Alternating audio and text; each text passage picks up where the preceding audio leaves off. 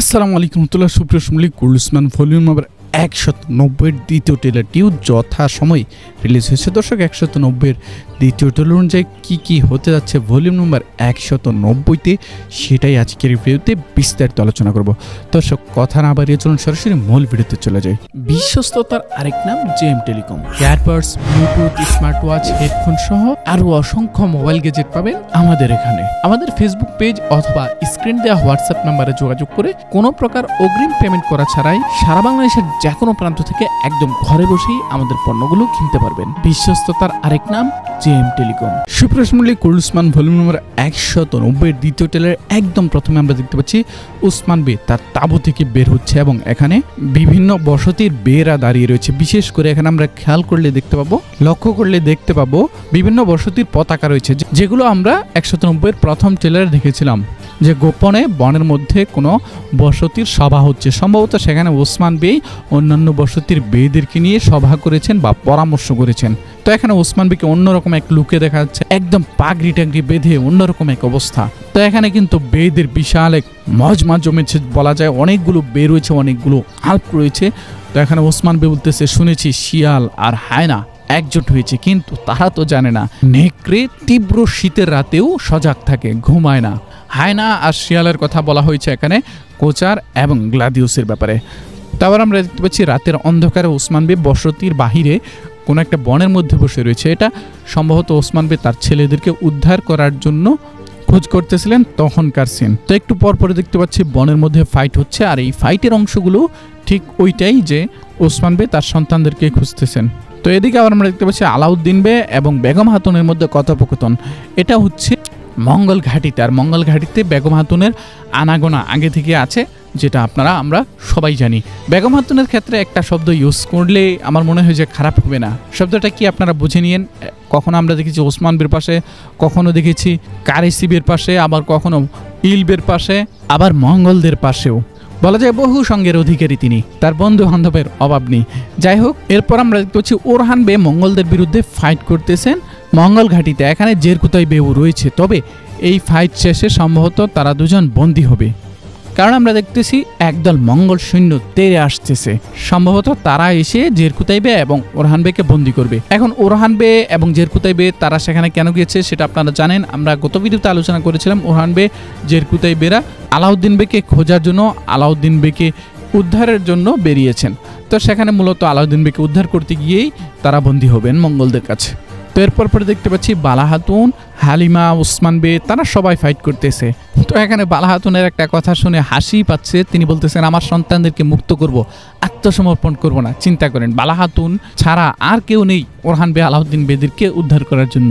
তবে এখন কিন্তু উদ্ধার করার জন্য একজনের নাম চলে এসেছে, যদিও সেটা আগামী ভলিউম না, পরবর্তীতে হতে পারে। সেটা হচ্ছে কুঠারওয়ালা তুর্গুত। সবার প্রিয় চরিত্র কুরুলুসমানে কুঠারওয়ালা তুর্গুত চরিত্র ব্যাক করতে পারে। রিলিজ আর তুগলে কুঠারওয়ালা তুর্গুত চরিত্রটা বেশ জাঁকজমকপূর্ণ ছিল। তার body fitness, look, dialogue delivery এবং ফাইটিং স্কিল সব মিলিয়ে কিন্তু একটা ফুল প্যাকেজ ছিল। তো কুরুলুসমানে এই চরিত্রটা না আসায় অনেকে হতাশ হয়েছিলেন। তাদের জন্য তুর্গুত বে সম্পর্কে কিন্তু বেশ গুরুত্বপূর্ণ নতুন কিছু নিউজ রয়েছে, যেগুলো আমরা আলাদা আরেকটি ভিডিওতে বিস্তারিত ইতিমধ্যে আলোচনা করেছি। যারা ভিডিওটি দেখেছেন তারা তো দেখেছেন, আর যারা না জানেন তারা দেখে আসতে পারেন। শান বোজদাক স্যার কিন্তু তুর্গুত বের সাথে ছবি তুলে স্ট্যাটাস দিয়েছেন এখনই সময়। সুতরাং দর্শক বুঝতেই পারতেছেন বিষয়টা কতটা গুরুত্বপূর্ণ।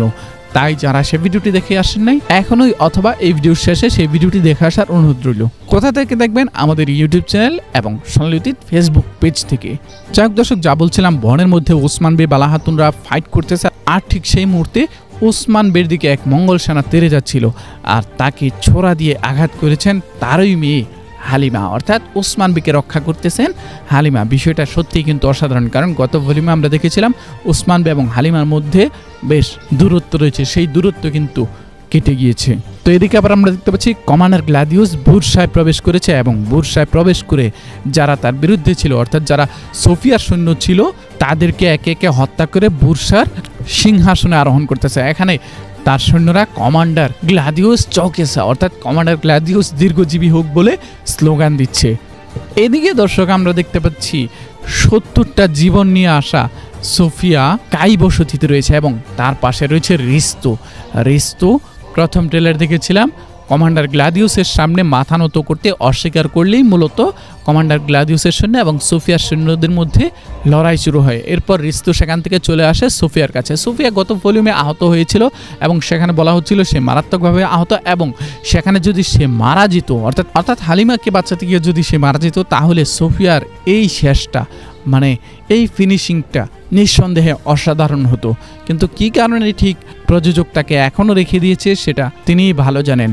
যাই হোক, সোফিয়া মারা যাচ্ছে না, সোফিয়া ব্যাক করতেছে। এখানে আমরা দেখতে পাচ্ছি রিস্তু এসে বলতেছে বুরসা দখল করে নিয়েছে কমান্ডার গ্লাদিউস, আর এতে কিন্তু ক্ষিপ্ত হয়ে গিয়েছেন সোফিয়া। তিনি বলতেছেন বুরসা বেনিম অর্থাৎ বুরসা আমি বুরসা ছাড়বো না। তো সে বসতি ত্যাগ করে বুরসায় যেতে চাইলে নীলুফার হাতুন, সদ্য মুসলমান হওয়ার নীলুফার হাতুন অর্থাৎ হলোফেরা, সে সোফিয়াকে বাধা দিচ্ছে। এর কারণ সোফিয়ার বসতি ত্যাগ করা নিষেধ করে দিয়েছেন উসমান ভাই বালা হাতুনরা, সেজন্যই মূলত নীলুফার হাতুন সোফিয়াকে বসতি ত্যাগ করতে বাধা দিচ্ছে। তো ট্রেলারের পর দেখতে পাচ্ছি ওরহান বে বলতেছে বুরসা আমাদের বিজয়ের একটি প্রধান দরজা এবং তিনি কিন্তু খাঁচায় দেখা যাচ্ছে বন্দী রয়েছে। এর মানে হচ্ছে ওই যে বলেছিলাম ওরহান বে বন্দী হচ্ছে আলাউদ্দিন বেকে উদ্ধার করতে গিয়ে, সেটাই হচ্ছে আলাউদ্দিন বেকে উদ্ধার করতে গিয়ে ওরহান বে বন্দী হবেন। এরপর দেখতে পাচ্ছি উসমান বেরা ঘোড়া নিয়ে ছুটে যাচ্ছে। কোথায় যাচ্ছেন? ওরহান বে আলাউদ্দিন বেদেরকে মুক্ত করার জন্য। তো এখানে ওসমান বে এসে আলাউদ্দিন বেগ এবং ওরহান বেকে উদ্ধার করবেন মঙ্গলদের কাছ থেকে। তো মঙ্গলদের সাথে ফাইট চলতেছে। ওসমান বে ব্যাকগ্রাউন্ডে বলতেছে আমি শপথ করছি, আমি ওয়াদা করছি, আমি মুসলিম উম্মার সকল শত্রুদেরকে নিশ্চিহ্ন করে ফেলবো। যাই হোক দর্শক, সবকিছু মিলিয়ে বলা যায় মোটামুটি মানের একটি ট্রেলার এসেছে।